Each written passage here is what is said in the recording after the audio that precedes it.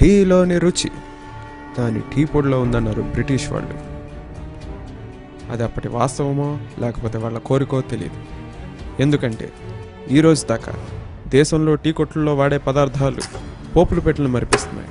టీలోకి యాలక బాగుంటుందా అల్లం బాగుంటుందా అని 2 వర్గాల వాళ్ళు తయారయ్యి తమ అహం కోసం, ఆధిపత్యం కోసం, తమ శత్రువుల చేత తమ టీ తాగించడమే జీవితాశయంగా పెట్టుకున్నారు కొందరు.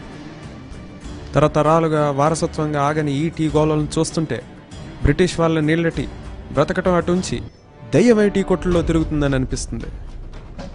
ఇది మామూలు షెఫ్లకు అర్థం కాని యథార్థ గాథ. ఇది ఛాయ్ చరిత్ర. ఒక్కొక్కళ్ళ ముక్కలు కత్తి దింపుతా.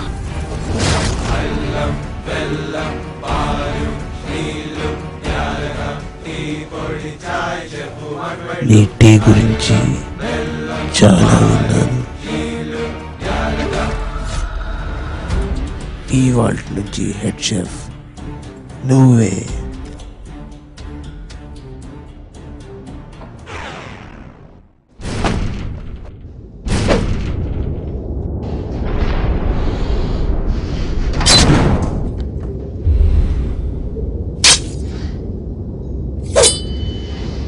ఏ చాయ్ కోసమైతే నా పగని, ప్రతీకారాన్ని వదిలేసుకున్నానో ఆ చాయ్నే వీడు అవమానించాడు. ఇప్పుడు నాకు మిగిలింది పగే.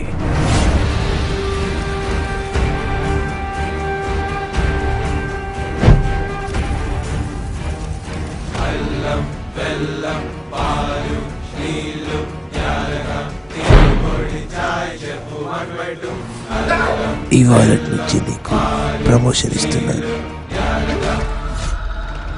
ఇతనే నా సంజీవ్ కపూర్. చాయ్ తాగుతారా తాగరా? నీళ్ళ టీ రుచి కన్నా ఎప్పటికైనా పార్టీ రుచి ఎక్కువ. వాడు టీ తాగుతున్నట్టు మీకు ఏమాత్రం అనుమానం వచ్చినా సరే ఊసేయండి. వాడి టీ తాగుతానని భయపడట్లేదు నేను. నా టీ వాడు తాగకుండా నేను తాగుతానని భయపడుతున్నాను. ఇప్పుడు నేనేం చేయను?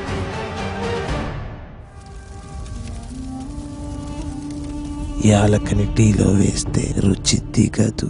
దాన్ని నలిపి నలిపి వేయాలి.